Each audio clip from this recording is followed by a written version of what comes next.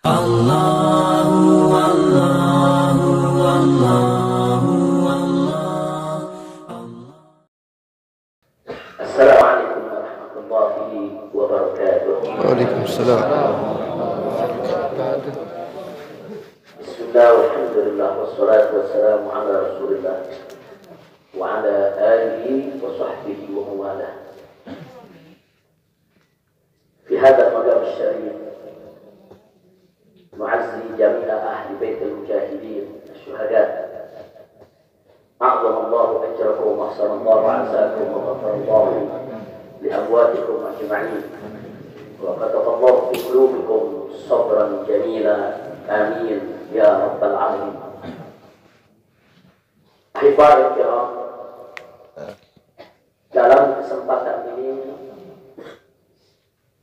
saya ingin menyampaikan beberapa poin penting untuk segenap keluarga para syuhada, segenap pengurus Dewan Pimpinan Pusat Front Pembela Islam, segenap laskar, aktivis dan simpatisan Front Pembela Islam, bahkan untuk seluruh rakyat dan bangsa Indonesia.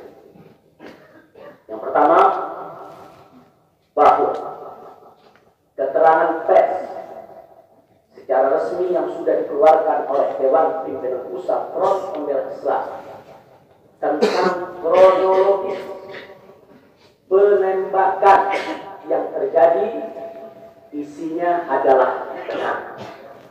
Sekali lagi saya sampaikan, kronologis yang sudah dibuat dan sebarluaskan oleh Dewan Pimpinan Pusat Front Pembela Islam, saya memberikan kesaksian sebagai salah satu saksi korban yang ada dalam kejadian bahwa isi keterangan pers itu benar. Yang kedua, yang ingin saya sampaikan di sini, bahwa pada saat kejadian tidak ada satupun di antara kami, baik saya dan keluarga maupun seluruh laskar pengawal yang begitu setia, yang mengira kalau yang melakukan pengejaran, mepet, mengganggu adalah dari kepolisian. Sama sekali kami tidak pernah menduga, kami tidak pernah mengira, apalagi kami menuduh. Yang kami tahu, mereka adalah orang-orang jahat yang ingin mencelakakan kami. Dan jumlah mereka bukan 1, 2, 3 mobil. Banyak sekali mobil saling silih berganti, berupaya untuk maju ke depan, untuk bisa sampai ke mobil Habib Hanif yang persis ada di belakang saya, bahkan untuk bisa mencapai mobil saya yang ada di depan. Tapi dengan gagah luar biasa, para syuhada kita, laskar-laskar pengawal yang paling belakang ini, sudah ada 2 mobil. Luar biasa. Mereka cerdas, mereka brilliant, mereka berani. Mereka dengan begitu luar biasa mengendalikan situasi dan kondisi, sehingga para penjahat tadi tidak satu pun yang berhasil untuk mencapai hal. Bukan bagaimana sigapnya mereka, cerdasnya mereka, pintarnya mereka, beraninya mereka tanpa senjata. Itu kedua yang ingin saya sampaikan. Dan poin ketiga, bahwa tuduhan kalau pengawal kami dipersenjatai adalah fitnah besar, bohong besar, sehingga ada satupun pengawal kami yang dipersenjatai, karena kami tidak pernah mengira sekali lagi kalau kami akan diperlakukan seperti itu. Pengawal-pengawal ini pengawal standar keluarga biasa, pengawal standar keluarga biasa. Saya ada 4 mobil, semua isinya keluarga, anak, mantu, saudara, cucu kami semua ikut. Ada 3 masih bayi, masih minum air susu ibu. Dan masih ada yang 4 saudara yang di bawah 5 tahun, bahkan yang di bawah 3 tahun. Jadi benar, ya, kami sekeluarga semua sudah. Nah, jadi yang ingin saya sampaikan di sini adalah para laskar ini mengawal. Tugas mereka mengawal, bukan untuk mengganggu siapapun.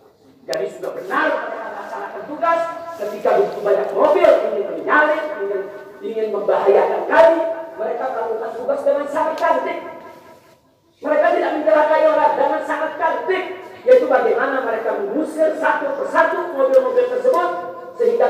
berhasil masuk ke dalam rombongan. Dan subhanallah, ya Allah, yang keempat yang ingin saya sampaikan di sini, dengan takdir Allah, laulahum, tanpa mereka ini para syuhada, mungkin kami sudah digiring ke medan pembantaian yang mereka rencanakan. Allah mentakdirkan sesuai dengan kehendak Allah Subhanahu wa taala. Demi Allah, saya dan keluarga siap setiap saat untuk menghadapi mati syahid ya. Mundur serangkah pun juga tidak akan pernah takut untuk menghadapi segala ancaman dan teror. Maka itu saya sampaikan sekali lagi, 6 laskar yang mati syahid ini, mereka laskar yang luar biasa, mereka laskar yang setia. Bahkan Anda bisa dengarkan dalam rekaman-rekaman yang tersebar, yang viral di mana-mana ya kok. Bagaimana mereka tertawa, saudara senang begitu melihat saya dan keluarga semua sudah terbebas dari penjara. Begitu mereka melihat saya dan keluarga semua sudah berhasil meluncur keluar dari penjara, mereka senang. Padahal sebentar lagi mereka akan dibantai, mereka digiring ke medan pembantaian. Dan sampai saat itu kami tidak pernah tahu kalau mereka yang melakukan pembantaian adalah pihak kepolisian. Kami tidak pernah tahu, kami tidak pernah sudut, kami tidak pernah menuduh. Bahkan dalam keterangan pers Dewan Pimpinan Pusat Front Pembela Islam masih dicantumkan orang yang tidak dikenal. Karena kami tidak berani menuduh siapapun tanpa bukti, kami tidak berani menuduh siapapun tanpa saksi. Itu ajaran Islam. Tidak boleh kita menuduh siapapun tanpa bukti dan saksi ya Pak.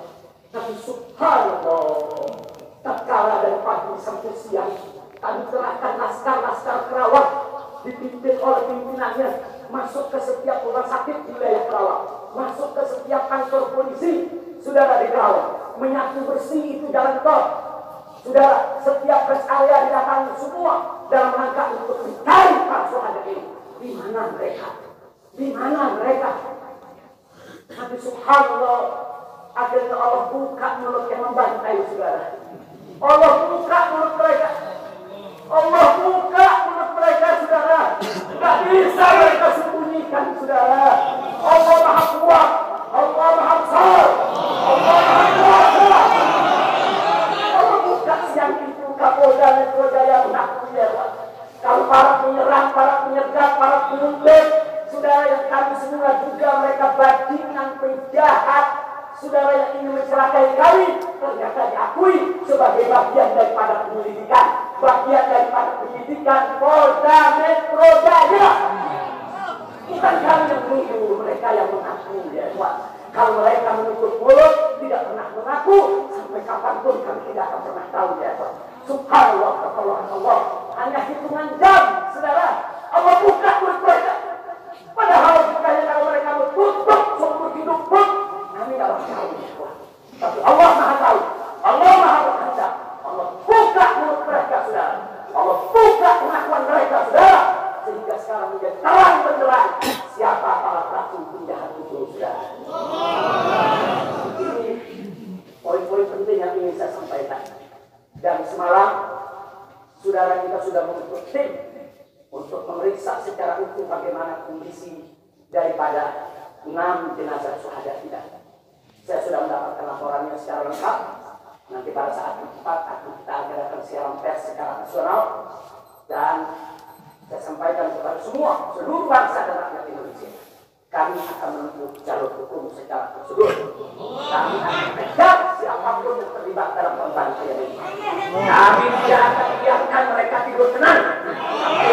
Allahu Akbar. Allahu Akbar. Maka itu saya minta kepada seluruh rakyat dan bangsa Indonesia, tahan diri, sabar. Kita hadapi dengan elegan. Kita tempuh prosedur hukum yang ada. Karena kalau prosedur hukum ini ditempuh dengan baik, insya Allah semua akan terbongkar. Siapa yang melakukan pembantaian di medan lapangan, sampai siapa yang menjadi otak, saudara yang mengatur ini semua akan terungkap. Tapi kalau Anda emosi, kalau Anda berjuang sendiri-sendiri, maka ini akan terkubur, tidak akan pernah terungkap ya Tuhan. Maka itu saya minta sekali lagi, sabar. Sabar, ada saatnya ya Tuhan. Ada saatnya kita akan melakukan perlawanan. Ada saatnya ya Tuhan. kita harus melakukan jihad fisabilillah. Jangan lupa, syuhada kita yang 6 ini saudara, mereka sudah melakukan tugas jihadnya menjaga kabar, menjaga ulama, dan mereka sudah mendapatkan hadiahnya dari Allah mati sebagai syahid. Insya Allah syahadat mereka diterima oleh Allah Subhanahu wa Ta'ala. Dan sengaja memang kami meminta bantuan dari keluarga masing-masing untuk bisa mereka dimakamkan di pondok pesantren atau Quran Markas ini. Akan tapi salah satu daripada syuhada kita atas meminta keluarga mereka, ibundanya yang begitu cinta kepada sang anak ya Tuhan, dibawa ke rumahnya dan dikubur di rumahnya. Jadi sekali lagi, mudah-mudahan semua syuhadanya nanti diterima. Saya tidak ingin berpanjang lebar lagi, tapi sekali lagi bahwa DPP MPI sudah berkomitmen dengan seluruh ormas-ormas Islam yang ada di apa? Anda bisa lihat bagaimana ormas-ormas Islam sudah memberikan pernyataan sikap dan berbagai kalangan di mana kita kompak semua satu kata bahwa harus membentuk tim pencari fakta independen yang melibatkan semua elemen, yang melibatkan Komnas HAM, Amnesty Internasional. Bahkan kami minta juga Komnas HAM anak untuk ikut berbuat. Karena di dalam kejadian itu ada yaitu 3 bayi dan masih ada lagi yaitu 4 balita ditambah 1 lagi balita dan salah seorang anak kerabat kami ya Pak. Jadi pada kejadian itu tidak kurang dari 12 wanita, 3 bayi dan 6 balita yang masih berada di bawah usia 5 tahun. Komnas HAM anak tidak boleh dibiarkan karena pada saat kejadian itu ada bayi-bayi yang ketakutan karena mobil itu meluncur tidak wajar, tidak semestinya. Dalam goncangan mobil tersebut, bayi-bayi itu menangis, ibu-ibu itu menangis, mereka terteror, terintimidasi, mereka bukan tidak takut, ini satu teror yang luar biasa. Nah, karena itu sekali lagi, Komnas HAM perempuan, Komnas HAM anak, mereka semua harus ikut terlibat. Tidak boleh ketidakadilan, tidak boleh kedoliman semacam ini dibiarkan terjadi di negara Kesatuan Republik Indonesia. Kalau hari ini kejadian sadis brutal seperti ini bisa menimpa saya dan keluarga, bisa menimpa 6 syuhada ini ya Tuhan, maka kalau dibiarkan besok akan bisa menimpa siapa saja warga negara Indonesia di negeri ini. Maka itu saya ajak semua elemen bangsa ini, dari mulai presidennya, DPR-nya, dan seluruh institusi kenegaraan terlibat, yaitu secara bersama-sama untuk mengungkap fakta yang sebenarnya apa yang terjadi di balik semua ini. Itu saja yang bisa sampaikan. Sekali lagi ya Tuhan, malam itu saya dan keluarga keluar lewat dari jam 10 malam. Kenapa kami lewat dari 10 malam? Karena kami pikir kalau keluar jam 7 atau ba'dal maghrib banyak krodit macet di jalan ya Tuhan. Nah lewat dari jam 10 supaya jalan agak senggang. Nah, kami harap sekitar jam 12 atau lewat kami sudah sampai di tujuan.